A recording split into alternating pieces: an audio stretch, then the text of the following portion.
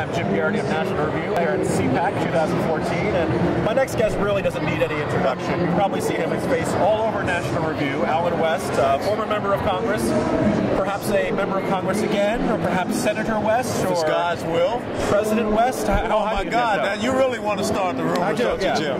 Well, we'll see what God has in store for me, but I will always serve this great nation that has done so much for me in my life. Excellent. Now, obviously, you're a former congressman from Florida. Yeah. No shortage of dramatic political events in Florida lately. We'll start at the top and work our way down.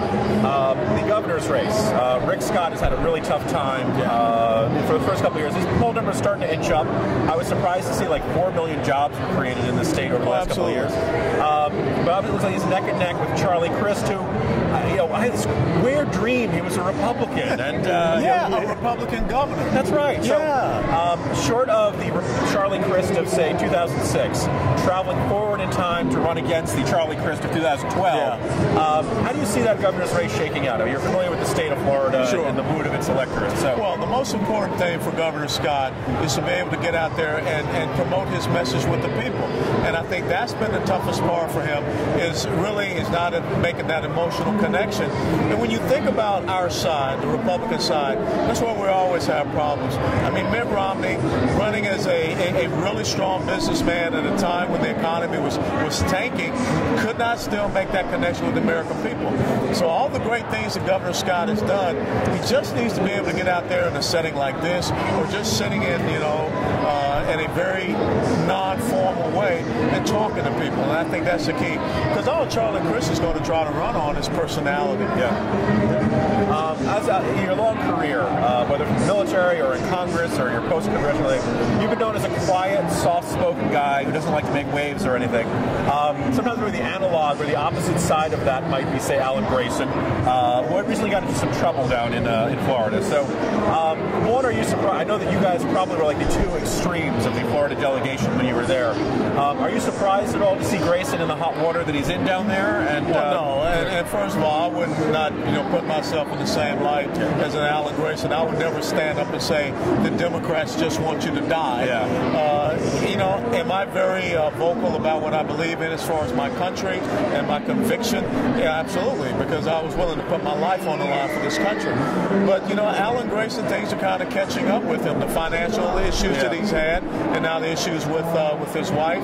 And I think that's going to really hurt him in that Central Florida area. As a former decorated veteran, the military budget came out under Chuck Hagel, and it was shorter, smaller. It was, basically just as one word of less, basically. Yes. But in a time of great peace and prosperity, of course, we can afford that, right? As you look at that Hagel budget, is there any? I know we're eliminating A-10s and all kinds of less close water ships for that stuff. Are there any aspects of the budget cuts that concern you most, and being as most ominous for the world we'll face in the future? Or well, it's absolutely right, because what they're doing is they're trying to take resources away from the military and shift it over to the welfare nanny state. Well, the most important responsibility of the federal government is to provide for the common defense. And obviously, Chuck Hagel has not been on the modern battlefield to understand that the A-10 is still a very important close air support platform, because an F-15 and an F-16 dropping a 500-pound bomb, that's not close air support.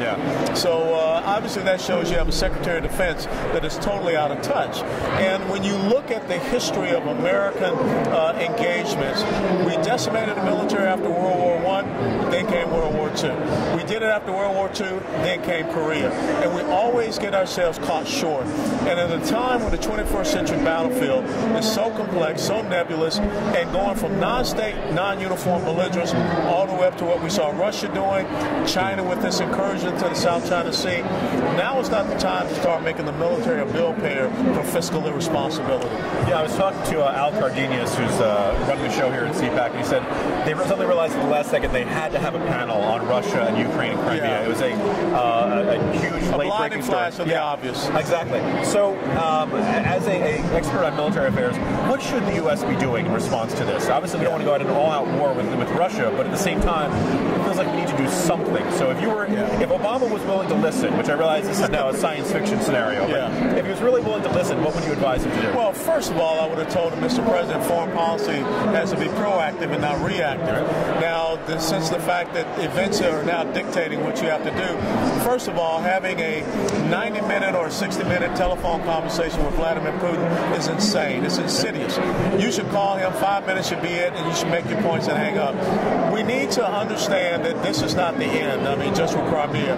Vladimir Putin said that his biggest disappointment from the 20th century was the collapse of the Soviet Union. And when you're making those intonations about protecting ethnic Russians, every country that borders Russia that has ethnic Russians is very concerned. We need to look at how we expand NATO and bring in those security arrangements. We need to look at how we can take, maybe a battalion-sized force and have military-to-military relations and exercises with countries like Poland and some others. We need to look at how we can now put that missile defense shield back up, which President Obama canceled in 2009. Economic sanctions are one thing. Diplomacy is another thing.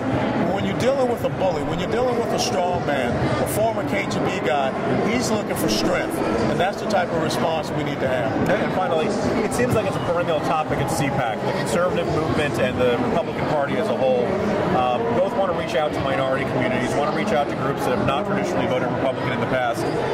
We talk about it, don't always see a great deal of action, and sometimes when you do see action, don't always see the dividends. I realize it's a topic we probably talk about for hours, but with the conservative movement, what does it need to do that it's not doing now to reach out to these communities? Well, what you just said, I want you to scrap that word. I don't want to say reach out. I don't want to hear outreach. I want to hear us talk about policy inclusiveness. Right now, the biggest issue that we as conservatives and the Republican Party can just hammer Democrats on is school choice, school vouchers, charter schools. President Obama in April 2009 canceled the D.C. school voucher program. He's using his Department of Justice right now to go after the Louisiana school voucher program. Bill de Blasio is killing charter schools in New York City and Harlem. That's right. If there's one issue that we can make a connection, that is it. And so what we need to do is talk about, how do we restore the family? Out of wedlock births in the black community, 72%. Decimating of the family, lack of education opportunities. Rand Paul did great to go in Detroit and talk about urban economic, empowerment zones. Of course, the president comes back with this promise zones and brothers keepers, but it's just empty rhetoric. So we've got an opportunity to really touch on issues and policy, and we got to continue to show up. That's what we don't do. Wes, thanks very much for joining us. Thanks, Jim.